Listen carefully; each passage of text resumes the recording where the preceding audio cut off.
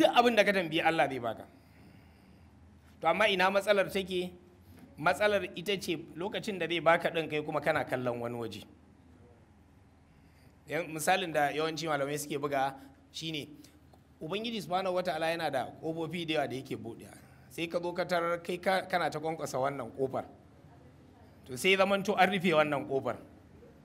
To idan an rufe wannan ƙofar za ga akwai ƙofofi da yawa buɗe, to kai kuma in ka nace cewa sai ta wannan ƙofar za ka fita, shikenan ba za ka fita ba. Kuma har lokacin ya ƙure alhalin da ƙofofi da yawa, sai ka zo ka tarar mutane ya aka yi wane ya zo ya wuce ni, wane ya zo ya wuce ni, wane ya zo ya wuce, ta yi aka yi haka, sai ka rinka zargin kamar cewa an ki buɗe maka ƙofa bayan kana ta roƙon Allah, alhalin kai ne Ubangiji ya bubbuɗe maka ƙofofin, ka ce a Allah in ba ta nan ba kawai ni ba zan fita ba. Wani ba aikace kenan.